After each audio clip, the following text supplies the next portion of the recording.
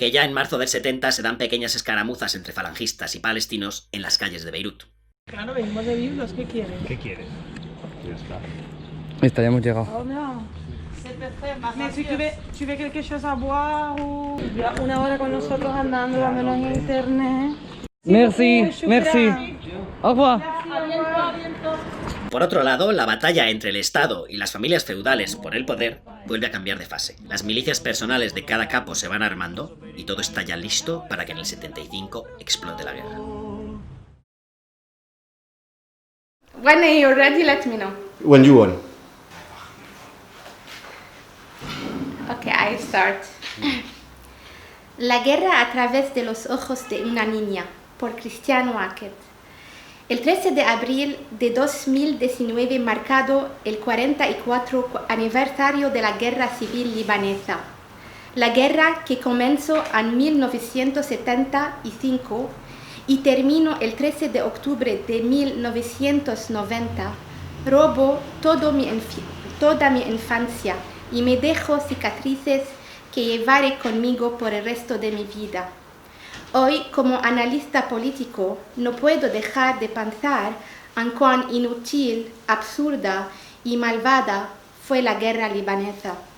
Y no puedo más que resentirme por el hecho de que los mismos libaneses corruptos, codiciosos y caudillos sectarios siguen en el poder utilizando la misma propaganda del medio y la ignorancia para llenar la mente de la nueva generación joven que no vivió la guerra, pero que muy fácilmente nos puede llevar a los mismos errores del pasado. Así que hoy dirijo mi columna a estos jóvenes con la esperanza de crear conciencia sobre la violencia y rogarse que no conduzcan al país a otra guerra idiota e inútil. No hay nada positivo en la guerra. Es uno de los mayores errores humanos. Nací en Ain-Ramane. Mi madre dio a luz en el refugio del hospital. Fue una noche agitada, ya que estaba lloviendo cohetes y misiles. Crecí en unas ciudades las más dañadas, ya que fue la ciudad donde comenzó la guerra, cuando una facción cristiana abrió fuego contra un autobús que transportaba a palestinos como un acto de represalia que llevó a un cada interminable de actos de represalia. Todo comenzó durante la inauguración de la iglesia Dama de Salvación en Ain-Ramane. Algunos militares dispararon y mataron e hirieron a varios creyentes durante la ceremonia, entre ellos el falangista Joseph Bouassi. Ese mismo día, muchos autobuses llevaban a los palestinos a Sabra y Shatila, donde estaban preparando un evento. A pesar de la advertencia lanzada para que los autobuses no pasaran por Ain-Ramane, un autobús se pasó y luego el infierno se desató. Este sangriento incidente, que se conoció como la masacre de autobuses, incitó al odio y la desconfianza sectaria de larga data y provocó fuertes combates en todo el país entre las fuerzas regulares de Kataeb, falangistas, y el Fadaín palestino y sus aliados de izquierda y musulmanes. En solo 3 días hubo más de 300 muertes. A menudo tengo recuerdos de esta guerra, como cuando mi madre me sacó de mi sueño, me cubrió los oídos de los ruidos de misiles y corrimos hacia el refugio. He presenciado muchas cosas y a veces no sé si estos eventos se produjeron porque mi memoria me jugó malas pasadas. A veces me pregunto si mis pesadillas fueron reales, si las imágenes que surgieron de mi mente son reales. Recuerdo que seguí mojando mi cama hasta los 7 años y la vergüenza que eso me causó. Recuerdo que luché con la lectura y la concentración. Recuerdo cuando pregunté a mis padres cuando tenía 10 años el por qué decidieron traerme a este infierno, sabiendo que vivíamos en la ciudad más horrible del Líbano, la más bombardeada. Me molestaba la ignorancia de mis padres en ese entonces, las falsas esperanzas de mi padre, que pensaba que la guerra no duraría tanto tiempo, la fragilidad de mi madre, que vivía en un estado de negación, escapando a través de las píldoras para no enfrentarse a la terrible realidad. Cualquier día, en cualquier momento, una bomba podría matar a uno de sus hijos. Permítanme decirle lo que hace la guerra a largo plazo. Rompe familias, destruye la comunicación entre ellos, se adaptan para tragar la verdad no contada. Aquí es donde comienzan las adicciones. Algunos escapan a través del alcohol, otros a través de las drogas. Mi caso fue menos fatal y escapé a través de la comida. Hasta incluso hoy lucho contra el atracón compulsivo. Solía levantarme por la noche con ataques de ansiedad severos que solo pueden calmarse con el atracón incontrolable. No me gustaba comer, solo quería silenciar las voces en mi cabeza. La guerra me rompió en mi núcleo. Mi maestro solía decirme que tengo una alma empática y muy sensible que fácilmente podría ser herida de por vida. La curación puede durar toda la vida y nunca puede suceder. Escribir es una de las herramientas que podría exorcizar a mis demonios, pero estos últimos están siempre en la siguiente esquina esperándome, ridiculizándome, incluso por intentar escapar, recordándome cada segundo de mi vida que fui un error cometido por padres ingenuos que pensaron que la guerra civil libanesa solo duraría unos pocos meses. Por supuesto, fui a terapia y terminos como trastorno de estrés postraumático complejo. Dieron forma y definición a lo que pasé por toda mi vida, pero hasta ahora no me he curado por completo. Hoy, cuando conmemoramos el 44 aniversario de la guerra, trato de aplicar la promesa que hice a Dios y para la cual me inspiro la oración de San Francisco. Señor, hazme un instrumento de paz. Quiero ser una simple herramienta de paz para que ningún ser humano sea testigo de lo horrible que es la guerra. Nada bueno puede salir de una guerra. Entonces, por favor, gente apasionada que piensa que una guerra puede cambiar cualquier cosa, le ruego que intente pensar a otras vías que podrían salvar vidas inocentes de tal infierno.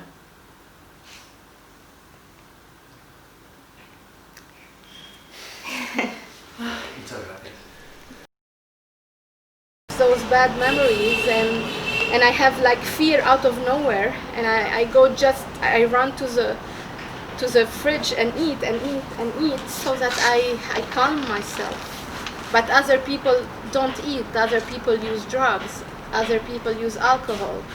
So war destroys you in your core.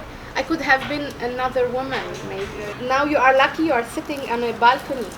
During war, there was no balcony in the region where there were war. This would have been like piles of sandbags because of the snipers. So imagine all your life you don't have a view.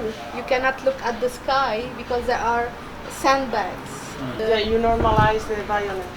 Because I was born during the war till I was 12, 13, I didn't know something else. But it didn't mean that I didn't know that it was something wrong. I knew that this is not normal. Deep, like the child that I was, I knew that this is hell. Of course, sometimes with the kids from the building, we used to go to play some, because there were days there was like no there were, what we call it, truce. There was truce. We went on sometimes several months without any war, but it can happen at any time, a bomb that explodes and you are playing and then you panic.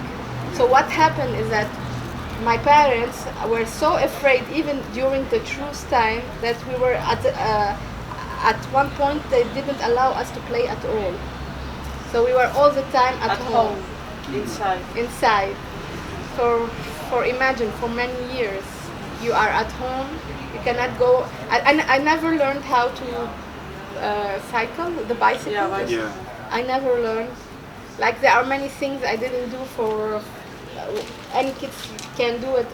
I can tell you there is not one single family in Lebanon who doesn't have mental illness family members. We all have a mental illness. I have a post-traumatic stress disorder, and many people have this in many houses. But till many years, this was taboo in Lebanon. Talking about mental illness, it means you're a crazy person.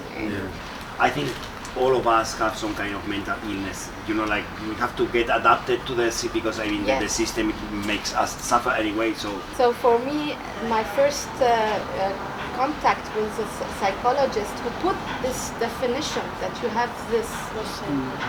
I never heard of it before.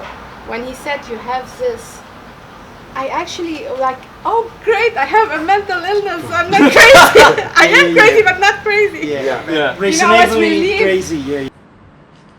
Oh. Qué maravilla. Buen provecho. Buen apetito. Está buenísimo, Beatriz. Me alegro. ¿Y Beatriz de Paloma vive en Madrid también? No. Yo vivo en Andalucía. Yo también. ¡Wow! Yo soy de Madrid, pero vivo en Andalucía. ¡Qué precioso! ¿Por qué tú no comes? Estoy comiendo. I love him. So special. Que le encanta hacer muy especial. Sí. We don't know. We have the plan to visit the south. Okay. Try to go to maybe to Territorio. I don't think it is wise now to go there at this particular moment. It's complicated. It is complicated because this week Israel accused Hezbollah of transporting arms from the airports and the ports.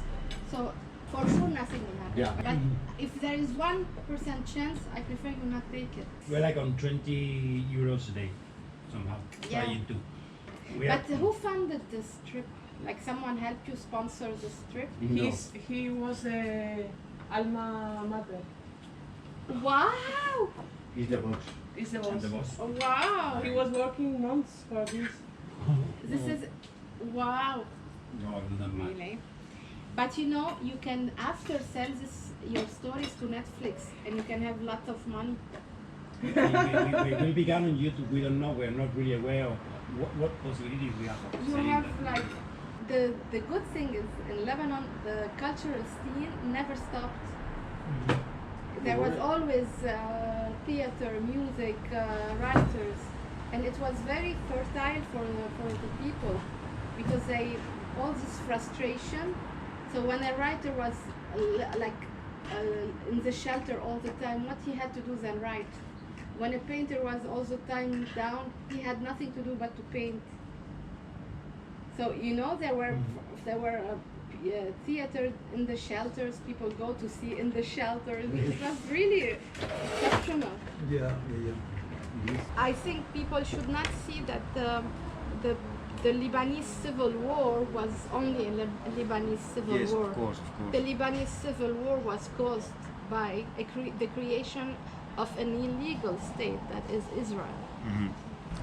You correct me if I'm not right, but something like there was a fragile but still a balance in power after the French left between the Christian, the Sunni, and Yes. the Shiite people, and the thing with the the Israeli, I mean, setting their state like in 48, and the arriving of lots of refugees from Palestine make the situation unbalanced somehow, Yes. and make the. Do you agree more or less with this It thing? Like, was there was still a balance before that. Like I said, the whole trigger that made the whole region, especially Lebanon, Yeah.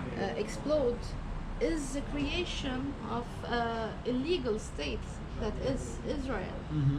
You cannot build a state and kick out Living, people yeah. and without causing any problem. Yeah. If there is no solution and, Yeah. for peace in Palestine, the whole region will always be Yeah. subject to a potential war. So hard. It's a hard question.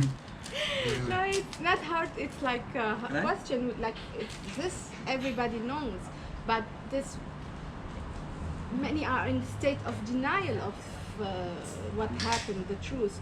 The problem that is that each part want to find a scapegoat to blame the other. Yeah. There is not one single responsible in the Lebanese civil war. Everyone was guilty as charged. Yeah. Not this or this or this. You participated in a war, you killed, you're guilty. Yeah. There must be always solutions other than war, through diplomacy channels, through anything. Because once the killing starts, trust me, it never ends. Yeah. Like it goes and goes and goes, and like look now for Syria, how many years? Yeah. Yeah. Like how many people are killed, Yeah. and after, like for Nothing. what? Yeah. For Yeah. what? Yeah. Like after there will be the reconstruction, there will be economical contracts, there will be Yeah. all Development, gas and all these people.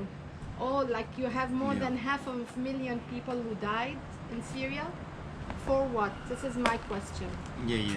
I mean, and also like taking into account that war is a business. What you say, like It war is is a a big business. business, like selling weapons and then reconstructing the thing.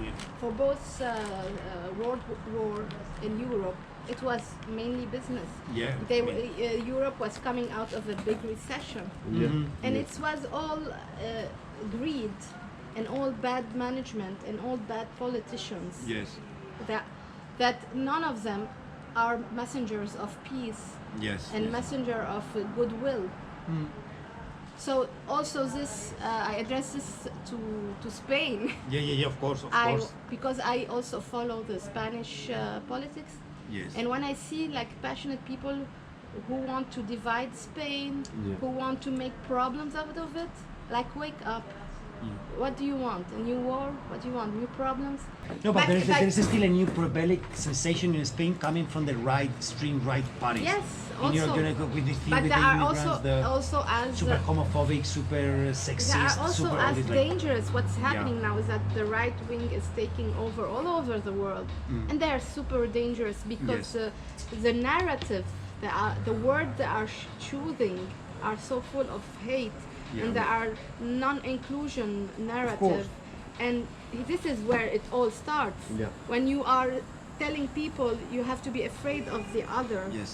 Yes. The other is not like you. He's evil, and this is where it all Yeah. starts. So Yes.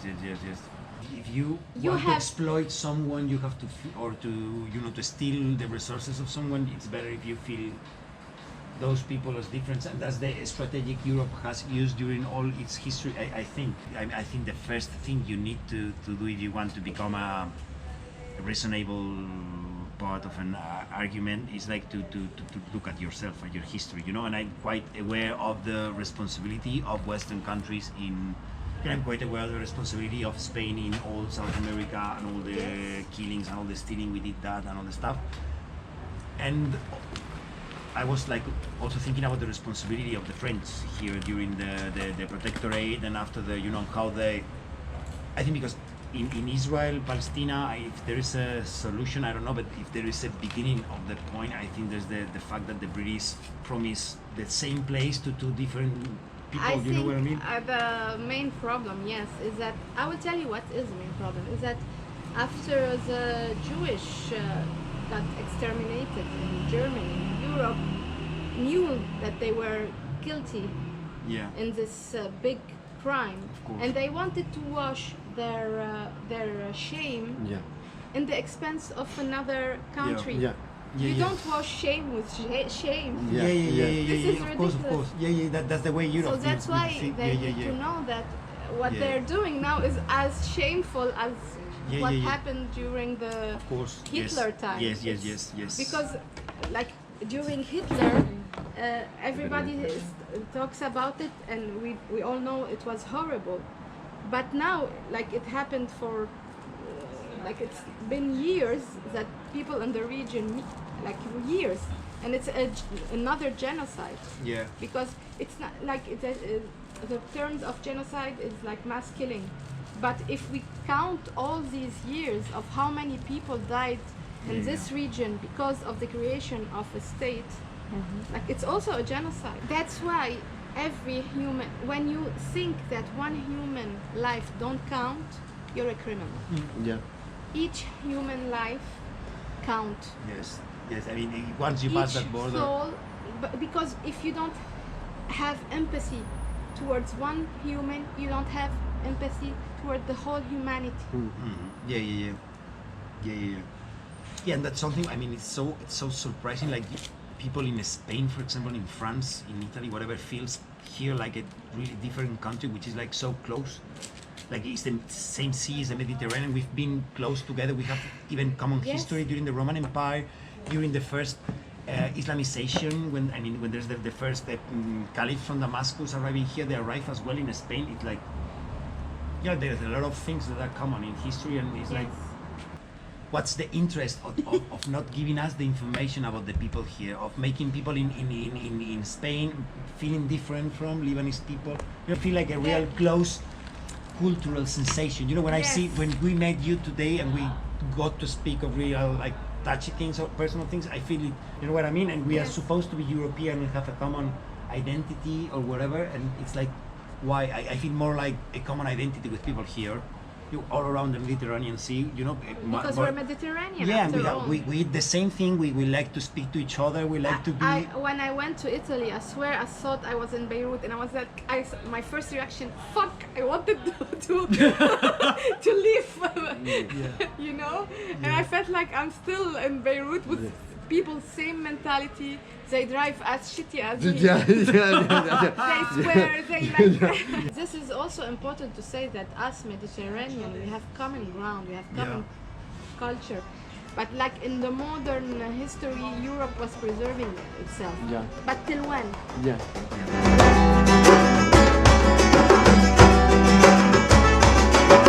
De la responsabilidad del periodismo, de transmitir la empatía, la paz. Como artistas tienes responsabilidad también.